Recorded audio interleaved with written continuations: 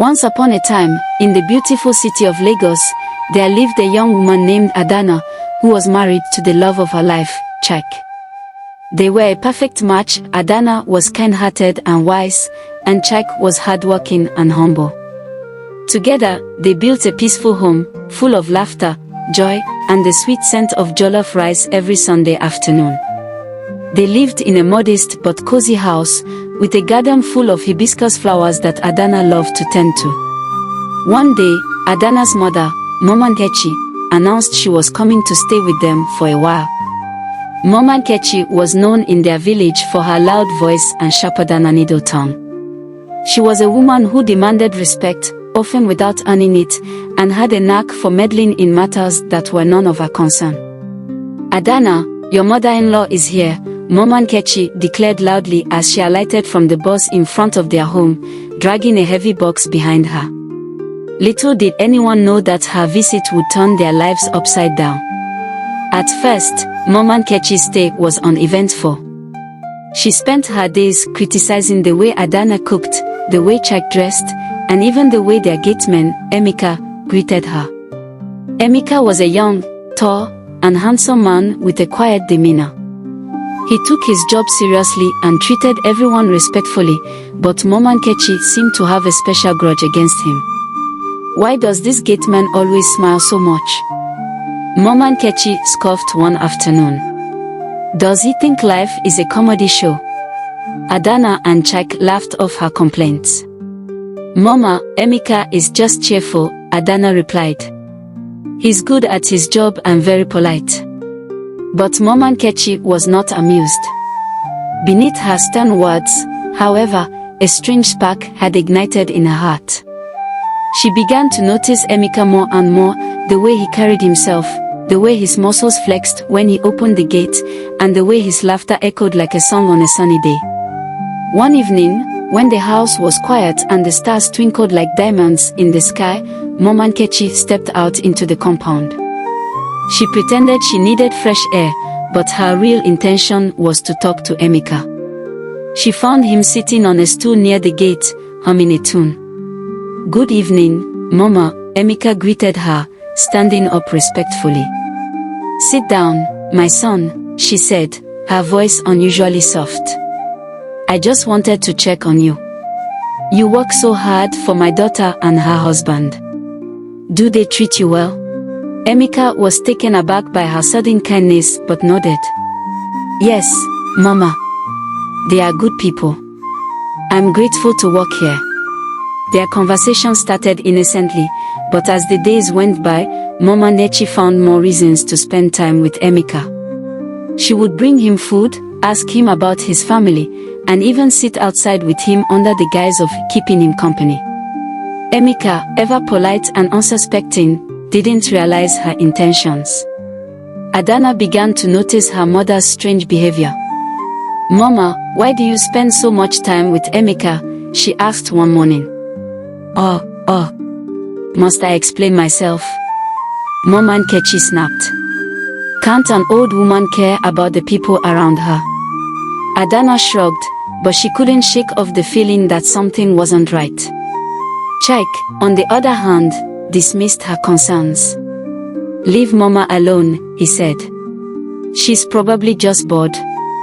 But Adana's instincts were sharp, and she decided to keep a close eye on her mother. One fateful afternoon, Mama Nkechi's secret began to unravel. Adana had gone to the market, and Chike was at work. Mama Nkechi thought she was alone in the house and invited Emeka into the living room under the pretense of helping her fix a chair. Adana returned home unexpectedly and was shocked to see her mother sitting too close to Emeka on the sofa. Emeka, looking visibly uncomfortable, stood up immediately. "Madam, welcome," he stammered. "What is going on here?" Adana demanded, her voice trembling with anger. Mama Nkechi tried to laugh it off. "Oh, Adana, don't be silly. Emeka was just helping me." But Adana wasn't convinced. She decided to confront Emeka later that evening, and after much hesitation, he revealed the truth. "Madam, I didn't want to say anything because I respect your family, but your mother has been behaving inappropriately toward me, Emeka confessed. Adana's heart sank. How could her own mother betray her trust? Adana confronted Momankechi, who initially denied everything. But when Adana threatened to send her back to the village, she broke down and admitted her feelings for Emeka. "I'm lonely, Adana," she cried. "Your father has been gone for years, and I'm tired of being alone." Adana was furious but also deeply hurt. She begged her mother to leave Emeka alone, but Momankechi's obsession had grown too strong. Days later, another bombshell dropped. Momankechi discovered she was pregnant. The news sent shockwaves through the household. Adana and Chak didn't know how to handle the situation, and Emeka, horrified by the revelation, begged to leave his job. But Momankechi refused to let him go, claiming he was the father of her child. The community began to whisper, and Adana's once peaceful home turned into a battlefield of accusations, tears, and confusion. Momankechi insisted on staying, while Emeka, desperate to clear his name, vowed to prove he wasn't responsible for her pregnancy. As tensions rose, a mysterious visitor arrived at their gate. It was a man claiming to know Momankechi's secret past, holding clues that could unravel the truth about the child she carried. But before he could speak, Momankechi fainted, leaving everyone in suspense. Momankechi's fainting spell led to a flurry of chaos. Adana and Emeka rushed her inside, while the mysterious visitor stood silently at the gate, refusing to leave. Chak, alerted to the situation by a neighbor, hurried home. The tension was so thick that even the walls seemed to hold their breath. When Momankechi regained consciousness, she looked around with fear in her eyes. "Who was that man?" she asked weakly. "You should be telling us, Mama," Adana retorted. "What have you done that's bringing strangers to our door?" Momankechi remained silent, her eyes darting nervously. Meanwhile, Chak decided to speak to the man at the gate. The visitor introduced himself as Okachukwu and claimed to be an old acquaintance of Momankechi. "I need to speak with her," he said firmly. "It's about her past, and it's important for everyone in this house." Chak hesitated but eventually allowed Okachukwu to enter. When Momankechi saw him, her face turned pale. "What are you doing here?" she whispered. "The truth must come out," Okachukwu replied. Okachukwu revealed that years ago, Momankechi had been involved in a scandal in their village. She had been accused of manipulating a young man for her own gain, but the details were unclear. "You've always hidden the truth, Nkechi," Okachukwu said. "But this time, there's no running away." Adana was stunned. "Mama, what is he talking about?" she demanded. Momankechi refused to answer, but Okachukwu pressed on. He suggested that the pregnancy might not even be Emeka's. "There's another man involved, isn't there, Nkechi?" The room erupted in confusion. Momankechi finally broke down, sobbing uncontrollably. "It's true," she admitted. "But I did it to survive. I've made mistakes, but I don't deserve this judgment." The revelation left everyone with more questions than answers. Who was the real father of Momankechi's child? What was the full extent of her secret past? And why had Okachukwu decided to resurface now? As the night deepened, Okachukwu warned that more truths would soon come to light. "This is just the beginning," he said ominously. The household was now engulfed in an uneasy silence, interrupted only by the occasional whisper of speculation. Emeka, unable to bear the weight of the accusations, pleaded with Chak to allow him to leave. "Sir, I cannot stay here anymore," he said, his voice trembling. "I have done nothing wrong, but my reputation is in ruins." Chak, torn between his loyalty to his family and his sense of justice, asked Emeka to stay just a little longer. "We need to get to the bottom of this," he said. "If you leave now, the truth may never come out."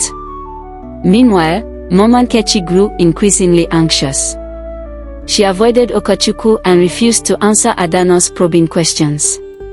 Adana, frustrated and hurt, turned to her husband. "Chike, how much more of this can we take?" she asked. "Our home is falling apart." Late one night, Mama Nkechi slipped out of the house and met Okachukwu in the garden. "Why are you doing this to me?" she demanded, her voice shaking with anger and fear. "I'm not doing anything to you, Nkechi," Okachukwu replied calmly. "I'm here to make sure the truth is revealed. You owe it to your daughter and her family." "What do you want from me?" she asked, tears streaming down her face. "I want you to tell them the whole story," he said. "If you don't, I will." The next morning, a letter was found on the dining table. It was addressed to Adana and Chike. The handwriting was unfamiliar, and the contents were cryptic. "Your mother hides more than you know. Look beneath the old floorboard in the storage room. There you will find answers." Adana and Chike exchanged nervous glances. "What could this mean?" Adana asked. "I don't know," Chike replied. "But we have to find out." Adana and Chike wasted no time in searching the storage room. They moved boxes and furniture, their hearts pounding with anticipation and fear. Beneath the floorboard, they found a small, rusted tin box locked with a fragile latch. Inside were faded letters, old photographs, and a small diary with Nkechi written on the cover. Adana opened the diary, her hands trembling. The first few entries described her mother's life as a young woman, her hopes, dreams, and struggles. But as she read further, darker secrets emerged. Mama Nkechi wrote about a forbidden love affair with a man named Aneo, who disappeared under mysterious circumstances. She also mentioned deaths, betrayals, and a decision she regretted every day. One entry stood out. "If this ever comes to light, my family will never forgive me. Aneo was taken from me, and I had to make a choice to survive. Now, I carry the weight of my mistakes, and I fear they will destroy everything." Adana clutched the diary, her mind racing. Who was Aneo, and what had happened to him? And how did this connect to Okachukwu's sudden arrival? Adana confronted Mama Nkechi with the diary, demanding answers. "Who is Aneo, Mama? What happened to him? And why are you hiding so much from us?" Mama Nkechi's face turned pale. She snatched the diary and held it close to her chest. "Aneo was the man I loved," she said quietly.